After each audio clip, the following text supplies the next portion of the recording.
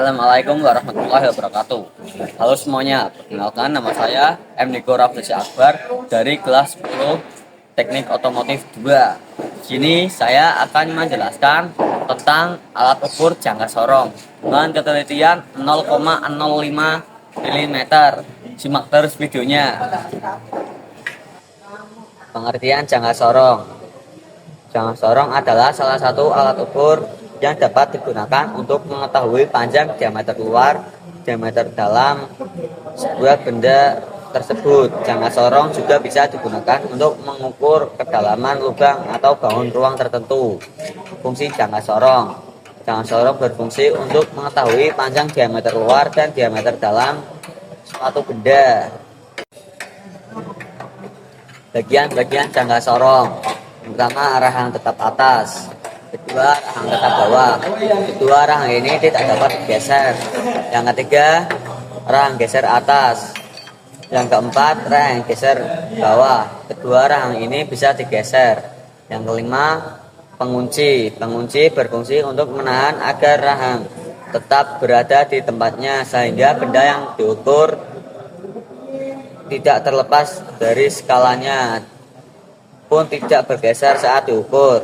Yang keenam, tangkai pengukur kedalaman. Tangkai pengukur kedalaman berfungsi untuk mengukur kedalaman suatu benda.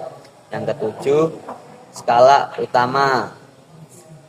Skala utama berada di tengah yang berfungsi untuk menyatakan hasil ukuran utama, biasanya dinyatakan dalam satuan cm. Yang kedelapan, skala nonius. Skala nonius berfungsi untuk menambah akurasi tinggi ekstra pada pengukuran yang biasanya dinyatakan dalam satuan inci. Skala nonius bawah dan skala nonius atas. Yang kesembilan, alat bantu geser. Alat bantu geser berfungsi untuk memudahkan menggeser. Itulah bagian-bagian dari jangka sorong. Cara mengkalibrasi alat ukur jangka sorong. Yang pertama, kendorkan skru pengunci. Kemudian geser sampai mencapai angka 0. Kemudian kencangkan skru pengunci. Setelah itu rang geser sudah dikalibrasi. Setelah mengkalibrasi, di sini saya akan menjelaskan cara menggunakan alat ukur jangka sorong dengan benar. Pertama, pastikan skalanya menunjukkan pada angka 0. Kemudian kendorkan baut penguncinya. Kemudian geser rahang geser. Lalu tempelkan benda di antara dua rahang. Misalnya di sini saya menggunakan besi. Lalu kencangkan baut penguncinya di sini. Setelah itu bisa melihat hasil pengukurannya.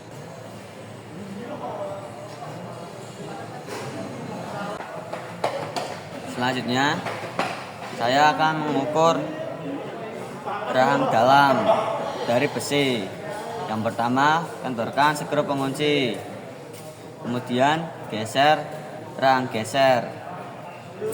Setelah itu letakkan besi yang akan diukur di rahang atas.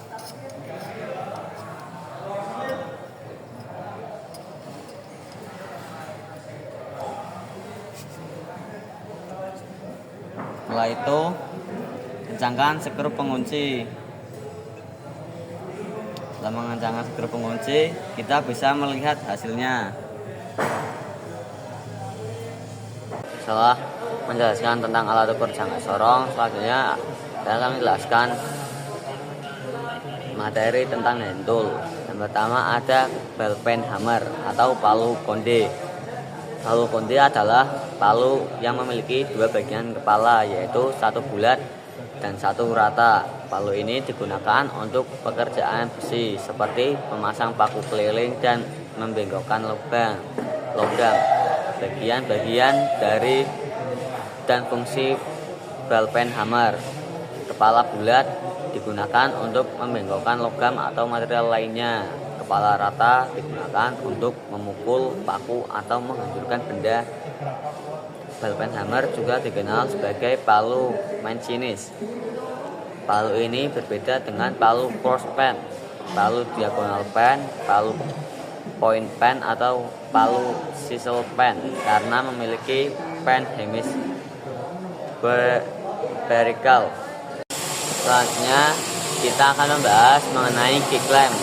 Fungsi dari kick-clamp, bagian-bagiannya, dan kegunaannya di bidang otomotif mobil. Pengertian kick-clamp. Kick-clamp atau juga dikenal sebagai clamp C adalah alat penjepit serbaguna yang memiliki bentuk menyerupai huruf C. Alat ini digunakan untuk menahan atau menjepit benda kerja agar tidak bergerak dalam proses pengerjaannya. Kick-clamp sangat umum digunakan dalam berbagai bidang, mulai dari pertukangan kayu, pengerjaan logam, hingga otomotif. Kegunaan kick-clamp di bidang otomotif mobil. Dalam bidang otomotif mobil, kick-clamp memiliki berbagai kegunaan, antara lain: 1. Menahan komponen saat perbaikan. Yang kedua, menjepit selang atau pipa. Yang ketiga, membantu dalam pemasangan komponen. Yang keempat, mengamankan benda kerja saat pengelasan. Bagian-bagian dari kick-clamp. Yang pertama, rangka atau badan. Bagian utama kick-clamp yang berbentuk C terbuat dari besi atau baja yang kuat untuk menahan tekanan dan gaya penjepit. Yang kedua, lengan ulir atau batang berulir yang terpasang pada rangka, berfungsi untuk mengencangkan atau melonggarkan penjepitan. Yang ketiga, bantalan penjepit. Bagian yang bersentuhan langsung dengan benda kerja biasanya terbuat dari logam yang dilapisi benda karet atau bahan lain untuk melindungi permukaan benda kerja dari kerusakan. Dapat berputar atau tetap tergantung pada model kick-clamp. Yang keempat, ada mur atau baut pengunci. Komponen yang diputar pada lengan ulir untuk mengunci posisi penjepitan, menentukan seberapa kuat kick-clamp mencegah benda kerja.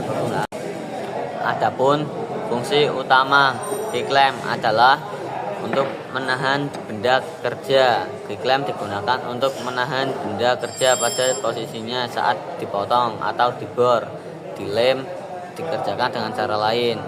Yang kedua, menjepit benda kerja. Kick-clamp dapat digunakan untuk menjepit 2 atau lebih benda kerja bersamaan, misalnya saat merekatkan 2 potong kayu atau logam. Juga mengamankan benda kerja. Kick-clamp juga berguna untuk mengamankan benda kerja agar tidak bergerak saat proses pengerjaan sedang berlangsung, sehingga menghasilkan pekerjaan yang lebih presisi dan aman. Alat selanjutnya adalah obeng plus. Obeng plus adalah salah satu jenis obeng yang paling umum digunakan dalam kehidupan sehari-hari.